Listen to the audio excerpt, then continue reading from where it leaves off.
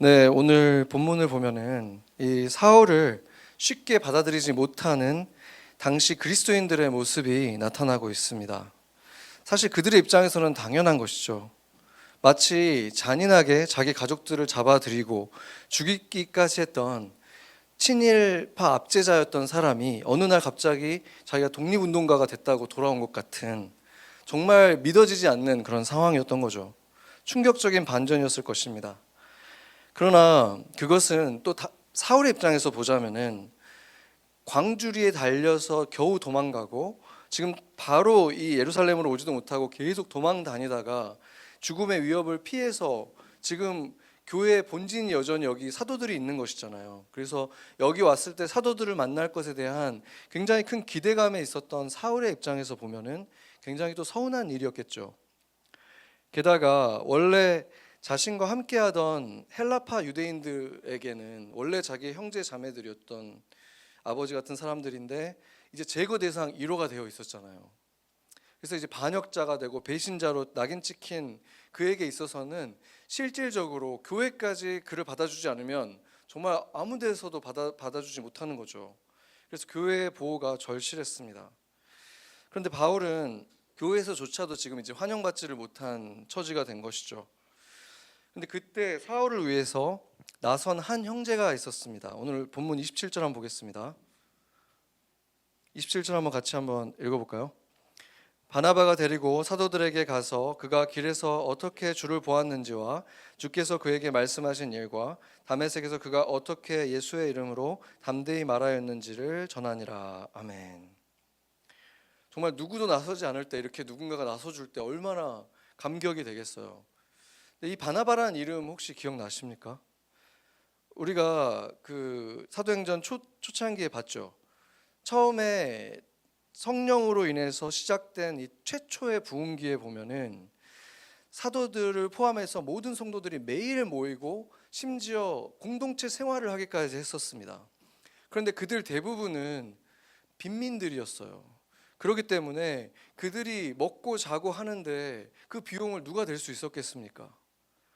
그래서 재정이 이제 굉장히 많이 필요했을 때 자기의 재산을 아끼지 않고 기꺼이 나눈 형제들이 있었고, 그 중에서 굉장히 칭찬을 하면서 성경이 상세히 기록해 준 사람이 바로 바나바였습니다. 사도행전 4장 36절 37절 한번 보겠습니다. 네, 같이 한번 읽어보겠습니다. 구브로에서 난 레위족 사람이 있으니 이름은 요셉이라 사도들이 일컬어 바나바라 번역하면 위로의 아들이라 하니 그가 밭이 있음에 팔아 그 값을 가지고 사도들의 발 앞에 두니라. 아멘. 원래 이름은 요셉이에요. 그리고 레위 지파 사람이라서 레위라고도 불릴 수 있는데 그런 이름을 놔두고 사람들이 이 사람을 바나바라고 불러줬다는 거예요. 근데 그 뜻이 위로의 아들, 정확히 말하자면은 힘이 되는 사람이다 이런 뜻이거든요. 바나바.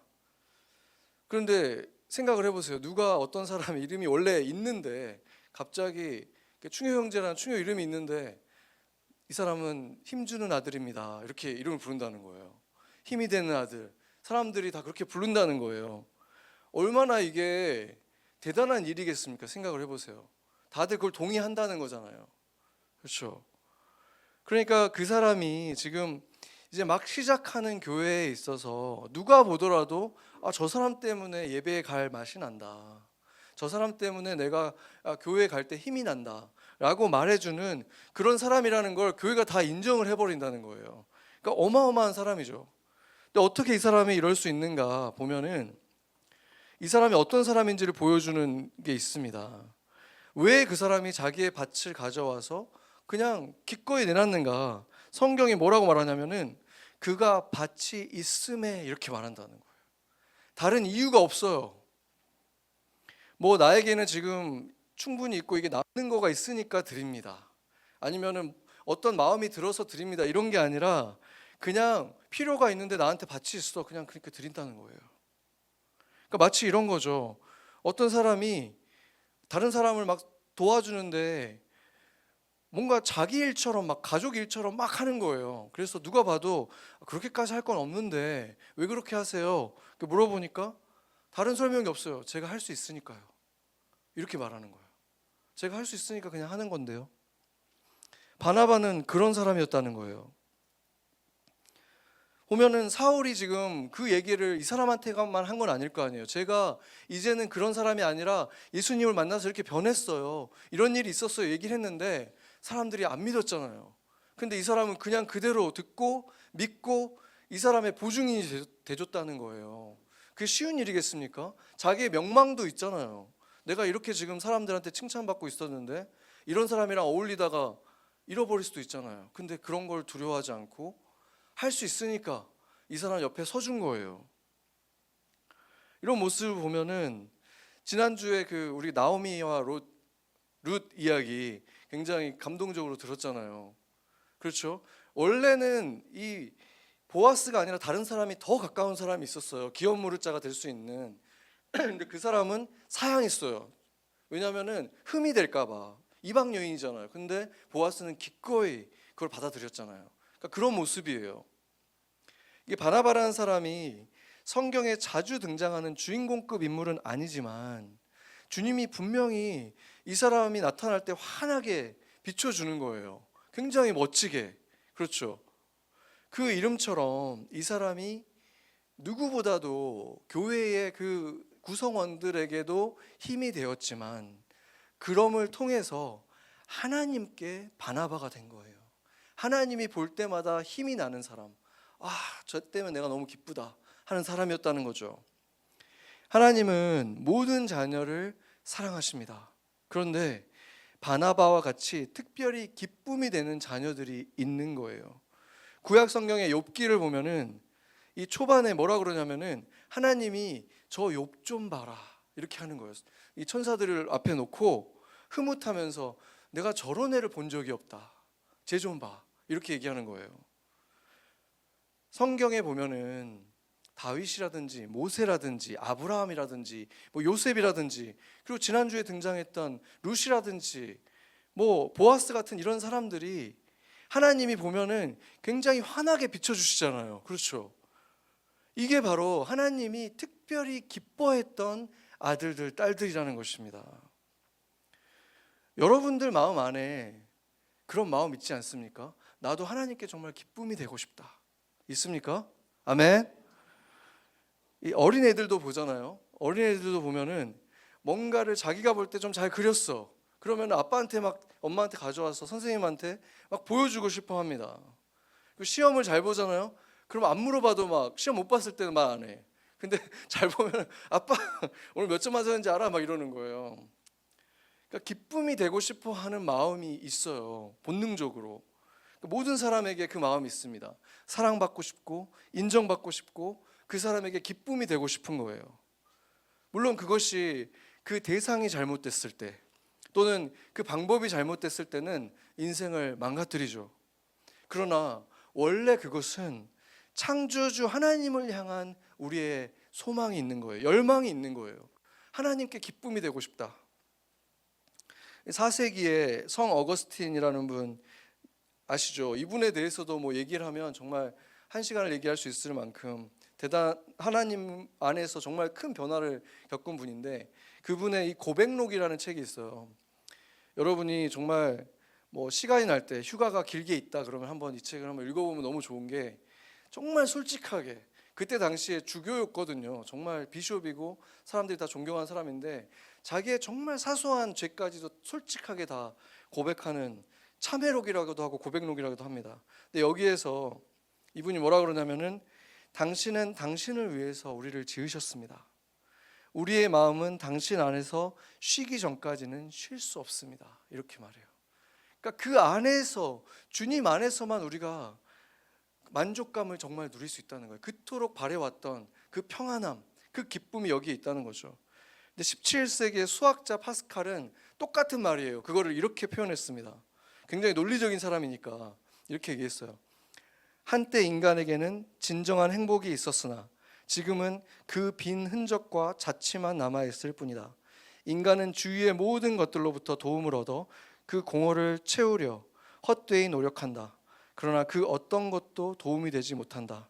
왜냐하면 이 무한한 시면은 오직 무한하고 불변하는 대상, 즉 하나님 자신에 의해서만 채워질 수 있기 때문이다.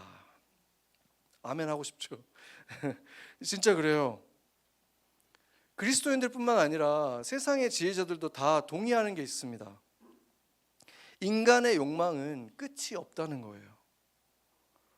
그 문제는 무한한 공간을 유한한 어떤 것으로도 채울 수가 없다는 것입니다. 무엇이 우리를 자유롭게 하는 것입니까? 회사에서, 가정에서 사랑하는 사람에게 인정과 칭찬을 받았다는 것은 그들의 기대를 우리가 충족시켜 줬을 때 우리가 그런 기쁨을 느끼는 거죠. 그것만큼 기분 좋은 것은 드뭅니다. 내 몫을 해냈다는 것이죠. 그러나 그것은 기대를 충족시키지 못했을 때 즉시 사라져버리는 일시적인 만족일 뿐인 거예요. 왜냐하면 그럴 때 없어져 버리잖아요. 있다가 사라져 버려요. 이 무한한 공간을 어떻게 채울 수 있을까요? 요한복음 8장 29절 한번 같이 한번 보겠습니다. 읽어보겠습니다. 나를 보내신 이가 나와 함께 하시도다. 나는 항상 그가 기뻐하시는 일을 행함으로 나를 혼자 두지 아니하셨느니라. 아멘. 온전하신 하나님의 자녀가 어떤 모습으로 살아야 되는지를 보여주는 예수님은 항상 하나님이 기뻐하시는 일을 행함을 통해서 아버지가 나와 항상 함께 하셨다, 그와 함께 항상 하셨다, 이렇게 말씀을 하고 있는 거죠. 이것이 유일하고 확실한 방법인 거예요. 주님의 기쁨이 되는 삶, 그것을 살 때만 우리는 참된 만족을 누릴 수 있습니다.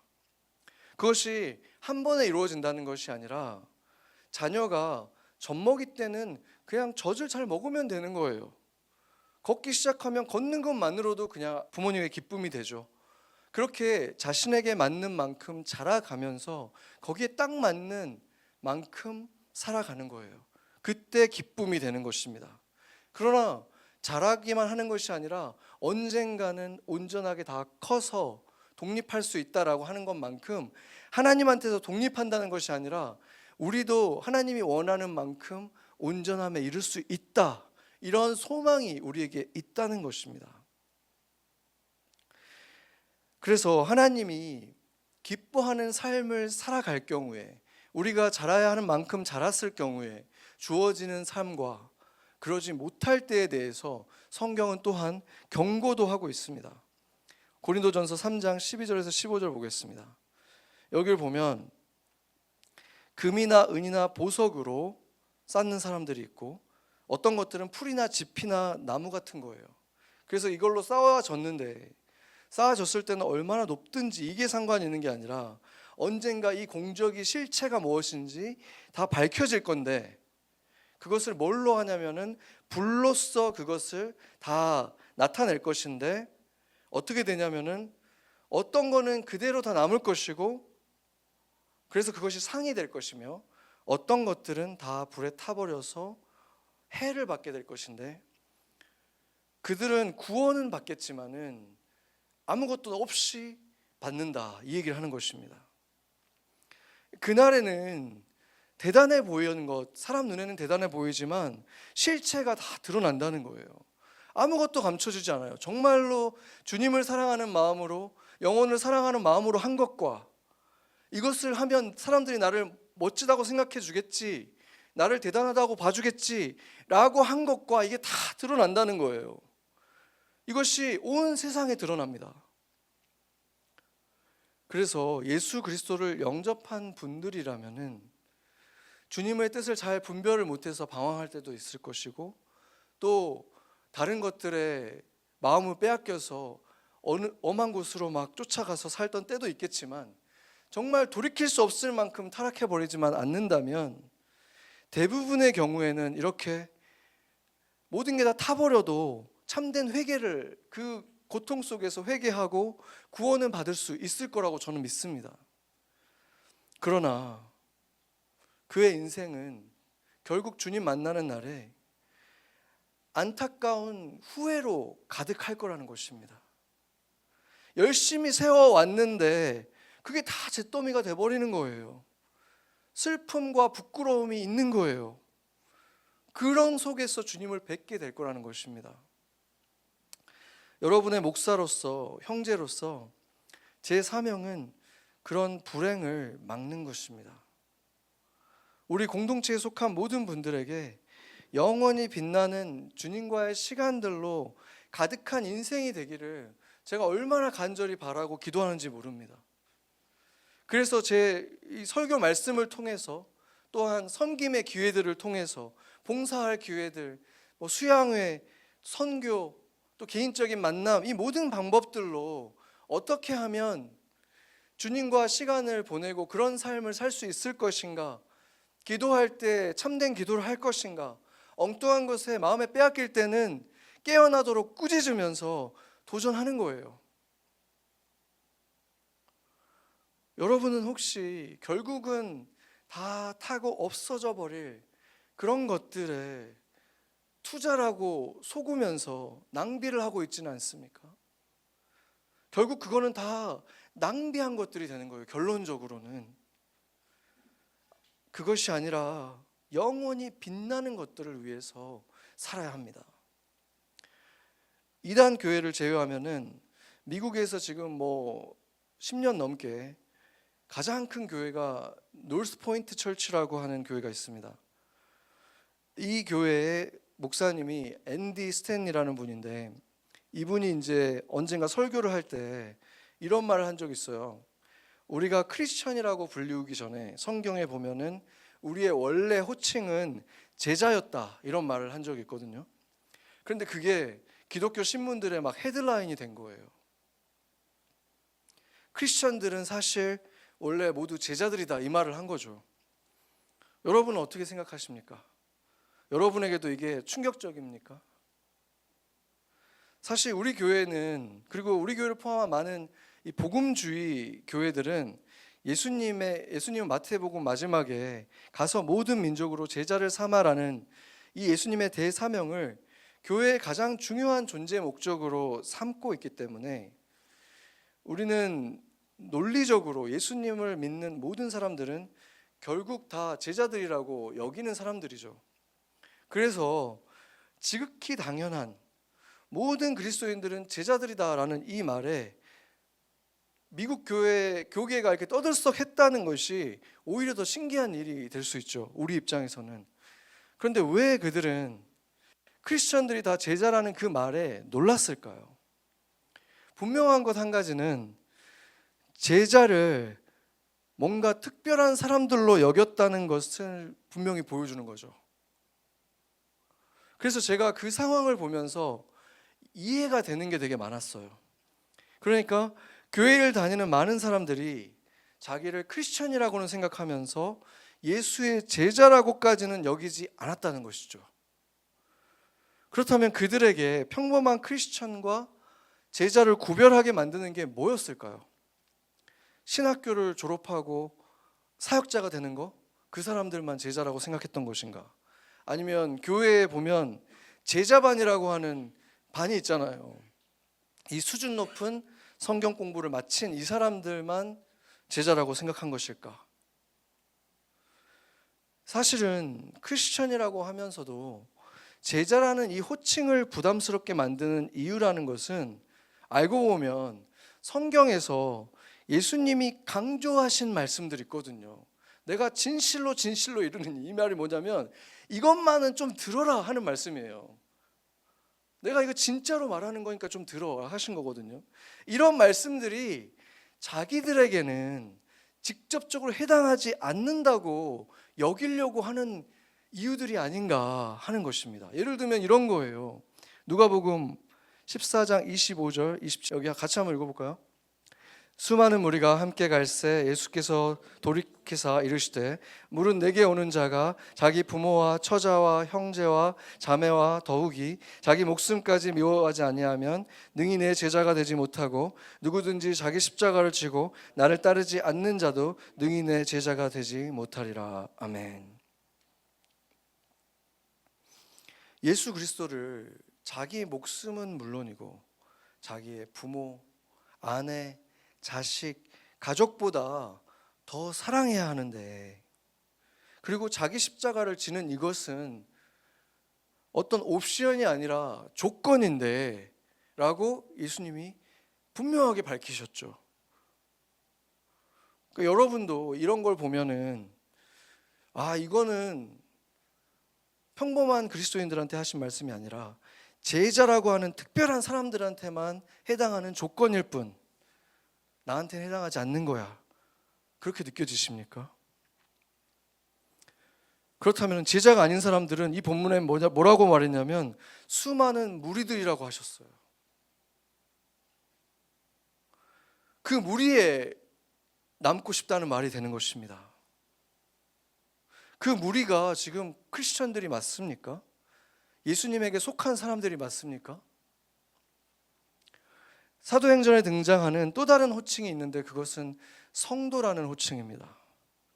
일반적으로는 교회에서 제자보다는 성도라는 호칭은 좀 더 가볍게 불려집니다. 사실상 제자들을 제외한 나머지 분들을 특별한 제자가 아닌 평범한 분들을 성도라고 보통 부르기도 하죠. 그런데 제가 신학교에서 헬라어를 처음 배울 때 저를 깜짝 놀라게 한 단어 중에 하나가 바로 이 성도라는 단어였습니다.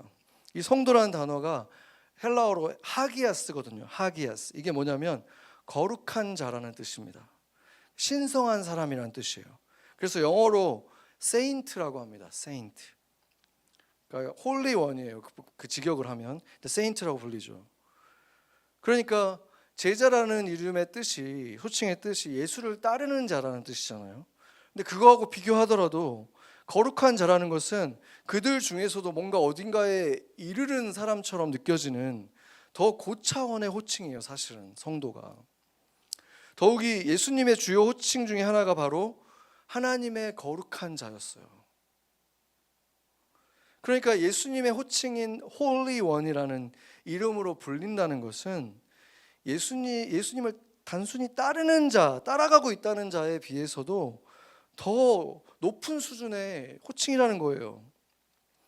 그리고 크리스천이 어떤 의미인지는 우리가 또 몇 주에 걸쳐서 계속 살펴봤잖아요. 크리스천이라는 것은 크라이스트에게 속한 자, 구원자이자 주인으로 왕으로 모신 자, 그의 뜻이 나의 뜻에 우선되는 자라는 뜻이잖아요. 그러니까 결국에는 제자, 성도, 크리스천 그 어느 것 하나 가볍게 부를 수 있는 호칭이 없다는 거예요. 여러분은 이 호칭 중에 어디에 속합니까? 제자, 성도, 크리스천? 사실은 제자라면 성도의 길을 걷는 사람들이고 성도라면 크리스천들인 것이잖아요. 그런데 미국에서 크리스천들은 원래 그리스도 제자라고 불렸습니다라고 했을 때 이 단순한 문장이 이 시대의 많은 크리스천들을 놀라게 했다는 것이 무엇을 증명하는 것입니까? 크리스천이라는 의미도 제자라는 의미도 다 본래의 의미를 잃어버렸다는 거예요. 이게 정상입니까? 대다수가 놀라고 그게 아니라고 우기면 그것에 그냥 따라줘야 하는 것입니까? 예수님이 아니라 그래도 다수결이 맞다고 하면 그게 맞는 것입니까? 누가복음 13장 한번 보겠습니다. 23절 24절입니다. 네, 세 번역으로 한번 같이 읽어보겠습니다. 그런데 어떤 사람이 예수께 물었다. 주님, 구원을 받을 사람은 적습니까? 예수께서 그들에게 대답하셨다. 너희는 좁은 문으로 들어가기를 힘써라. 내가 너희에게 말한다. 들어가려고 해도 들어가지 못하는 사람이 많을 것이다. 아멘. 제가 오래된 어린이 주일학교 성경 공부 교재에서 찾은 말이 있는데 JOY라는 이 joy, 이 기쁨이죠. 이것이 이 하나님의 기쁨을 말하는데 그러니까 하나님의 기쁨은 JOY라는 것으로 내 삶의 우선순위를 정할 때 주어지는 것이다 라고 가르치더라고요. 그러니까 J가 뭐겠습니까? Jesus죠. 그러니까 O가 others, 그리고 마지막으로 Y가 you인 거예요. 이것은 그냥 누가 지어낸 게 아니라 성경에서 꾸준히 나오고 있는 기준입니다. 하나님의 백성들에게 주신 기준이에요. 하나님이 당연히 우선이고 그 다음에 하나님이 나에게 준 공동체, 그리고 나와 가정입니다. 성경 전체에 걸쳐서 너와 온 생명을 다해서, 온 힘을 다해서, 모든 것을 다해서 하나님을 사랑하라 그랬잖아요. 그리고 예수님은 그거에 더해서 이렇게 말했습니다. 요한 1서 4장 21절 같이 한번 읽겠습니다. 우리가 이 계명을 주께 받았나니 하나님을 사랑하는 자는 또한 그 형제를 사랑할지니라. 아멘. 그러니까 J와 O는 뭐가 우선이라고 할 수 없을 만큼 붙어 있어요. 왜냐하면 형제를 진정으로 사랑하는 사람이 하나님을 사랑하지 않는 사람일 수가 없고 반대일 수가 없다는 거예요. 그래서 J, O는 그냥 붙어 있어요.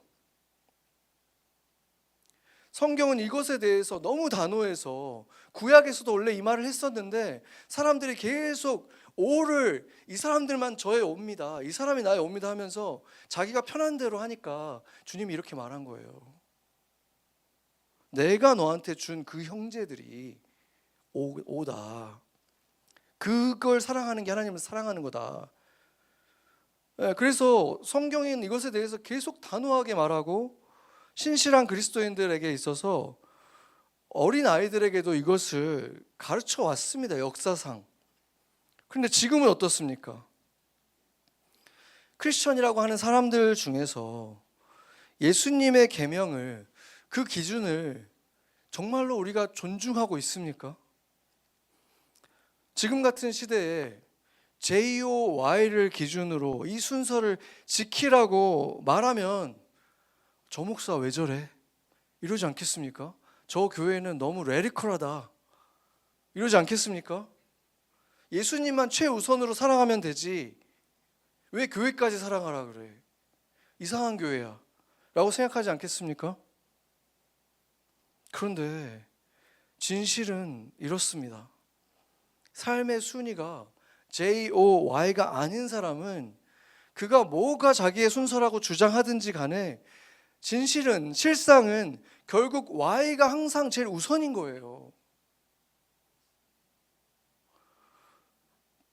하나님의 joy, 하나님의 기쁨은 이기심을 버릴 때 찾아오는 거예요.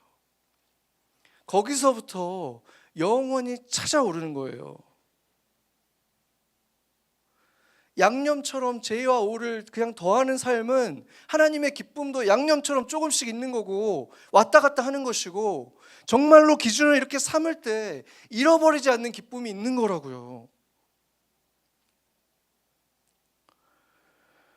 바나바에게는 자신이 그 밭을 소유하고 있는 기쁨보다 고통받는 형제들의 필요를 채워주는 기쁨이 비할 수 없이 더 컸던 거예요. 하나님의 기쁨을 그는 누리고 있었거든요. 그것이 바로 제자에게 주님이 주시는 기쁨, 성도에게 주시는 기쁨, 크리스찬들이 마땅히 누려야 하는 기쁨인 것입니다. 몽골인 제자가 한 명 있습니다. 제가 그 친구를 제자라고 부르는 게 말을 좀 잘 들어요. 고등학교 3학년인데 쿨란이라고 합니다. 3년 정도 전에 선교지에 제가 몽골에 갔을 때 그 엄마와 함께 영어를 너무 배우고 싶다면서 선교팀을 찾아왔고, 그때부터 이제 저와 목요일 날마다 그 구글 미스로 만나고 있어요. 제가 뭐 영어 가르치는 자격이 없잖아요. 무자격자고 실력도 사실 가르칠 만한 하지는 않습니다. 그리고 바쁘죠. 여러 가지로 바빠요. 그런데 그때 그런 부탁을 받았을 때 거절을 못 하겠는 거예요. 거기까지 찾아와가지고 해줄 수 있어요 하는데, 그리고 제가 보니까 그들보다는 내가 영어를 잘하니까 할 수는 있겠다. 그러니까 난 할 수 있으니까 해야지 하고 하겠습니다. 제가 순종을 한 거예요. 그동안 이렇게 모임이 계속 잘 진행된 것은 아닙니다. 초창기 때는 그 핸드폰이 너무 낡아가지고 도저히 이게 안 되는 거예요. 그 화상 통신이 안 되는 거죠. 나중에 또 인터넷 속도 때문에 또 잘 안 되기도 하고, 그리고 여름이 되면은 그분들은 다 또 시골로 내려가면 거기서는 진짜 연락 두절이 되거든요. 그러니까 이런 일들이 있었지만 그럼에도 불구하고 3년째 지금 계속 이어져 가고 있습니다. 중간중간에 이제 제가 다른 친구들을 더 초대해가지고 또 오기도 하고 또 거기 전도사님도 초대해서 또 몇 개월 같이 하기도 하고 했는데 결국 사정이 생겨서 다들 결국 중도에 포기를 했어요. 그런데 이 쿨란만큼은 이 어설픈 선생님인데도 하라는 대로 다 하는 거예요. 숙제도 항상 성실하게 해오고. 처음에는 이게 소통이 안 되니까 가르칠 수 있는 방법이 없잖아요. 그래서 그냥 그 미국 드라마 중에서 건전한 거를 이렇게 잘라가지고 그거를 외워와 이렇게 한 거예요. 그걸 그냥 계속 따라하고 외워오라고 흉내 내는 걸 계속 가르친 거죠. 그랬는데 이제는 걔 발음은 저보다 당연히 더 좋고 어느 정도 대화도 좀 됩니다. 최근에는 영어로 일기 쓰는 거를 또 숙제로 줬는데 그것도 열심히 하고 있어요. 막 이렇게 길게 컴퓨터로 치지 말고 손으로 써. 그러면 손으로 써가지고 하는 거예요. 그런데 지난주에 수업이 끝날 때쯤에 갑자기 저한테 좋은 노래 하나, 제가 좋아하는 노래 하나를 추천해 달라는 거예요. 그래서 당연히 이제 저는 팝송을 얘기하는 줄 알고 제가 요즘 팝송을 잘 모른다 그랬더니 팝송이 아니라 지저스송을 하나 알려달라는 거예요. 정신이 제가 갑자기 들었어요. 사실 쿨란과 쿨란의 가족은 교회를 안 다니거든요. 그래서 거기 몽골에 있는 지역 목사님도 불만이었어요. 왜 교회도 안 다니는 애를 가르쳐 주냐. 이용만 하는 걸 수도 있다. 막 저한테 그런 말도 한 적이 있어요. 근데 그냥 이용 당해 준다고 생각하고 한 거예요, 그냥. 근데 제가 그래도 항상 지켰던 건 뭐냐면 강요하고 싶진 않았어요. 강요한다고 될 일이 아니잖아요. 그래서 어떻게만 했냐면 항상 수업 전에 찬양을 제가 기타로 찬양할 때도 있고 뭐 찬양을 제가 유튜브로 틀어줄 때도 있고 찬양을 하고 기도하고 시작하고 기도로 끝내고. 근데 중간에는 저는 뭐 예수님 얘기를 하거나 뭐 복음을 전할 수도 없었죠. 왜냐하면 대화가 되지도 않으니까. 그런 걸 하지 않고 그냥 그것만 했습니다.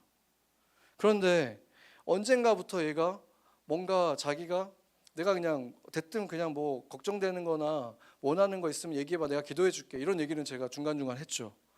그러면 그때 막 진짜 진실되게 막 이런 거 내가 기도해 줬으면 좋겠어, 이런 얘기를 조금씩 하더라고요. 그리고 영어 일기에도 보니까 뭔가 하나님에 대해서 좀 구체적으로 뭔가 이렇게 얘기를 하는 것 같은, 열려 있는 것 같은 걸 제가 일기 속에서 좀 느낀 거예요. 그리고 지난주 처음으로 저한테 먼저 지저송을 알려달라고 말을 한 거예요.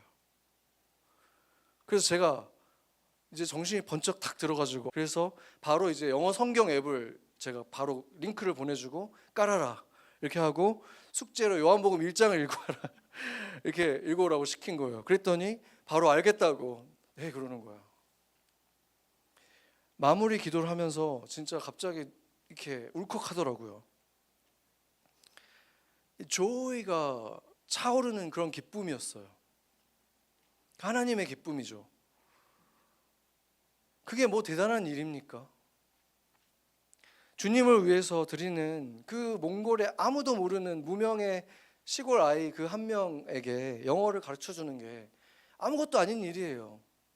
그리고 잘 가르쳐 주는 것도 아니고. 그러나 절대 손해가 아니라는 거예요. 30배로, 60배로, 100배로 반드시 돌아옵니다. 아멘. 바나바라는 이름은 힘이 되는 자, 격려가 되는 자, 위로가 되는 자, 이런 뜻입니다. 저는 바나바로 살고 싶어요. 누구보다 여러분에게 바나바가 되고 싶고, 그렇게 내가 바나바로 살아가면 결국은 하나님께 바나바가 된다는 걸 알기 때문에 그렇게 살고 싶은 거예요. 그리고 제가 그렇게 살아갈 때 가장 위로를 많이 받고 가장 많은 기쁨을 누리게 될 사람은 결국 제가 아니겠습니까? 저와 제 가족들, 순서에는 맨 뒤에 있었지만 그들이 가장 많이 누리는 거예요. 세상과 육체는 계속해서 합세해서 우리를 속입니다. 그게 아니라고. Y를 제일 우선시하라고. 넓은 길로 쉬운 길을 찾아가라고. 그래야 손해보지 않는다고 계속 우리를 속이는 거예요. 그러나 여러분은 성경의 기준으로 삼은 사람들 아닙니까? 예수 그리스도를 주인으로 삼은 사람들이잖아요. 제자들이잖아요. 그러면은 JOY 이 순서를 기억하라는 거예요. 이것이 하나님의 순서입니다. 하나님의 무한한 기쁨이 무한한 나의 갈망을 채우는 유일한 길입니다. 여러분은 무엇입니까? 무리입니까? 제자입니까? 크리스찬입니까? 성도입니까?